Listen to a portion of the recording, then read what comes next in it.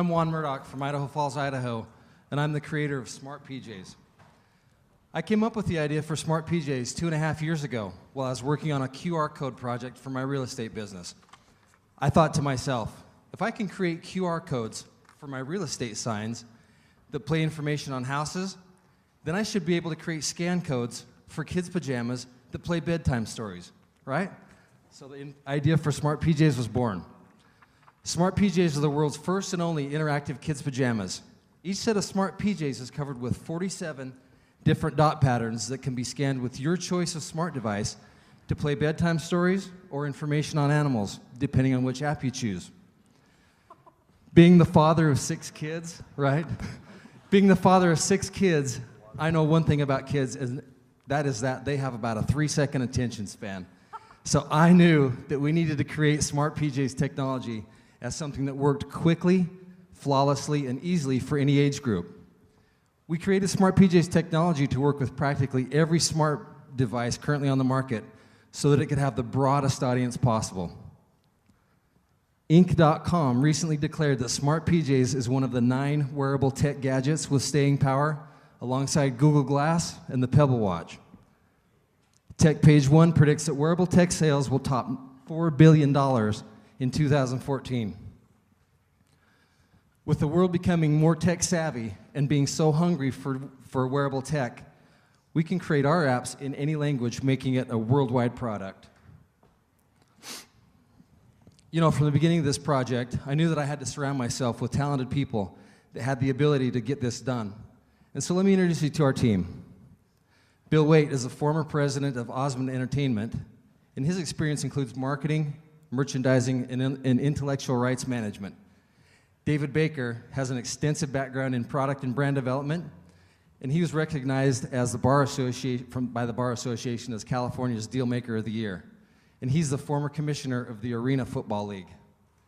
Donna Waite has expertise in service and retail business environments, and her career has been in the product, service, and education side of the beauty industry.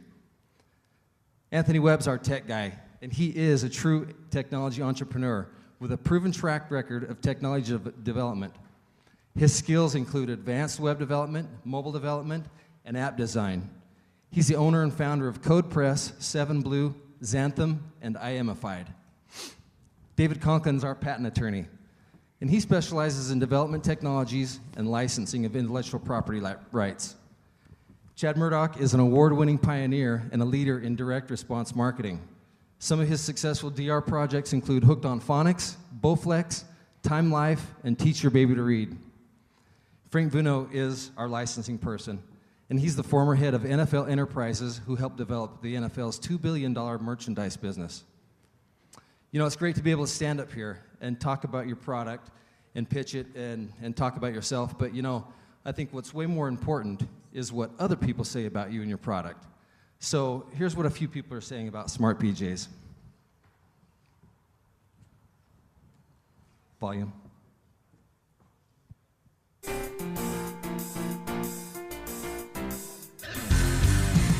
Smart PJs. Smart PJ. Smart PJs. Smart pajamas. These are actually Smart PJs. Smart PJs, the world's first interactive pajamas. So why didn't I think of this? Well, for smartphones, make way for Smart PJs. Y este pijama lo que tiene es que cada uno de estos punticos might sound like something out of an episode of The Jetsons, but an Idaho Falls man has invented pajamas. Smart PJs.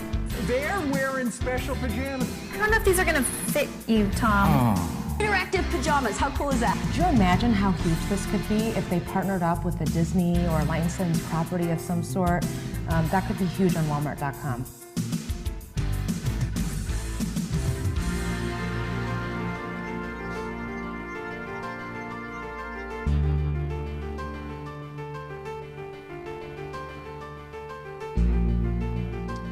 So I hope that you'll join me and a long list of others that are excited about Smart PJs, and you know, more importantly, the future of wearable tech.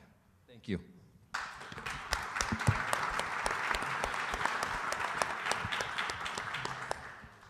Can I jump in with a question? Can you help me with the use case one more time? So the child takes a photo of themselves? It can be done in a number of ways. The child wears the pajamas, And so the pajamas are covered with 47 different dot patterns. So the child could take a picture of the one on their knee or their arm or, you know, wherever. But, you know, being the father of 6 kids, part of the development of this has been to kind of, you know, keep this oriented around families. And so there are codes on the back. There are things on the backside of the kid that they can't reach. So we want parents, we want others to come and be involved in this process and to help it. So, you know, it helps build family relations and, you know, gets families excited about bedtime. And they don't know what the result will be because the dot pattern doesn't have like any other indicator of what it's going to be, right? So it's a surprise? Is that surprise? Okay. None. Yeah, kids love that. There's a surprise factor, and so they get on here and they on their knee and they pull up and it's a lion. So there's 2 apps. There's the Animals app and the Bedtime Stories app. So they get the one on this knee, it's a lion. And they go over here on this knee, it's a tiger or a giraffe or whatever, with different slides on there that talk about the animal. So I take a picture of the dots on my kids' pajamas behind and then surprise. I want to be a little careful with that marketing What's pitch. that? Oh, yeah. No. What's the price point of a set of PJs, and are you doing things like smart PJs for adults? Yeah, we're working on a lot of different things. Right now, we sell the pajamas on our website for $30, and the pajamas are $30, and the apps are all free. So. What's your revenue today? Okay, so I started selling smart PJs in December of last year. Since December, we sold 4,000 sets of pajamas. And so, you know, the amazing thing about this, and one point I want to bring up is, out of 4,000 sets of pajamas that we've sold, we've taken 3 returns on our website. I think 2 of them were from people that just didn't get the technology, didn't understand it, and another one thought the stories were stupid. So, okay, cool. And how are you getting these customers? Is it all through the internet right now? All through the internet. You see that we've grown this organically. I haven't spent a dime on advertising or marketing this. This has all been organic. Since, the cool thing is, when I won Tech Cocktail in Boise in April, my website was getting about 15 hits a day. When I won the Tech Cocktail in Boise, it went up to Mashable on that, and my website went from 15 hits a day to 20,000. Sure. I think what I'd predict would happen here is that it's really cool, and other people that are in the pajama business will kind of take note, and they'll probably push the interactivity part a bit further to integrate it with stories or just have more interactivity there. So what's your plan around protecting these ideas? You know, we've got a really good patent attorney, and so we've applied for a patent on the technology, which is access to binary files via a machine recognizable code. And so, you know, we're working on getting the patent to that. So, you know, that's the process. It's a really we have fun right now. idea. Your team looks kind of big, and I changed the Van Halen on the video, but it's fun. So if you, I guess, get a investment, like how do you guys plan to apply that? And I guess what are the areas that you want to develop? Obviously stories, sourcing those probably cost something. Well, you know, in the video you probably saw the Walmart segment that we had there. I was actually in a contest for the Get on the Shelf competition about 3 weeks ago that they announced from Walmart, and I was one of the 20 finalists out of the 25 that got to go, you know, be part of that. And so I went to California and did that. But investors, we have people that we're working with this direct response marketing person right now, and he's got investors. He thinks that we could really get this out on direct response marketing and have investors come in to make it, you know, get whatever we need. And how do you source the stories again? Is it right now the stories that we have are in the public domain? I, you know, created the story. I didn't create the stories, but they're basically fairy tales and nursery rhymes for kids. And I had a artist come and do the artwork, and then we had a professional voice guy read the voices, and then the animals are just stuff you can get on the internet. So what I basically wanted to do was this is a proof of concept, and people love them. I haven't had people that have ordered them come up and say, you know, I want a whole bunch of different more stuff.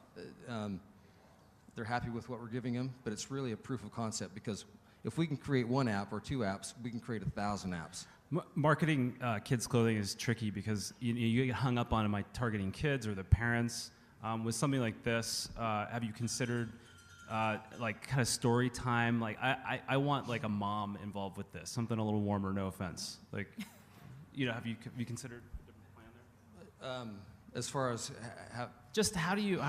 We're out of time, but We're out of time. The strategy around marketing this to parents and kids is going to be a tricky one. So just would love to Right. hear more about that. yeah. Everyone give them a round of applause. Smart PJs. Pick the kids up.